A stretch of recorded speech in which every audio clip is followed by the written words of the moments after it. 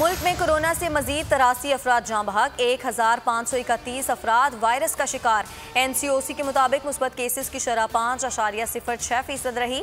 लाहौर में corona SOPs की खिलाफ वर्जी, 350 अफराद जेर हिरासत। 4 होटल सील। खैबर पख्तूनख्वा में क्रैकडाउन, 3 रोज में 923 मुकदमा दर्ज, 3250 यूनिट सील। पंजाब, सिंध और खैबर पख्तूनख्वा में तालीमी इदारे 23 मई तक बंद रहेंगे।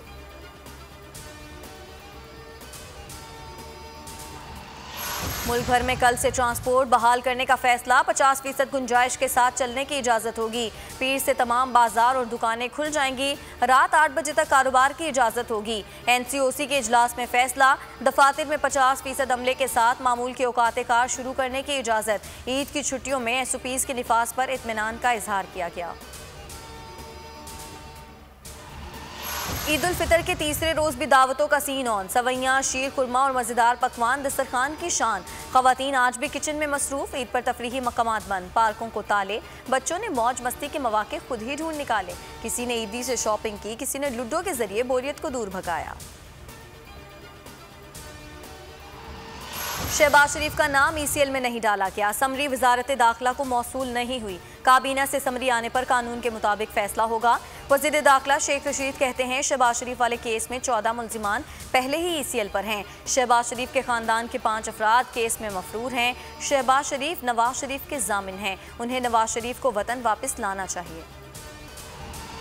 रिंग रोड रावलपिंडी मंसूबे में बेज़ाब्तियां। चीफ सेक्रेटरी पंजाब जवाद रफीक ने फैक्ट फाइंडिंग रिपोर्ट वज़ीर आला को भिजवा दी। साबिक कमिश्नर रावलपिंडी मोहम्मद महमूद और land acquisition collector Waseem Ali Tabish जिम्मेदार करार। वज़ीर आला पंजाब उस्मान बुज़दार की तहकीकाती रिपोर्ट पब्लिक करने की मंजूरी। नून लीग ने इंक्वायरी रिपोर्ट मुस्तरद कर दी। मरियम औरंगजेब कहती हैं ये बेज़ाब्तियां नहीं, 25 अरब से जायद का डाका है। इमरान और बुज़दार मुजरिम हैं।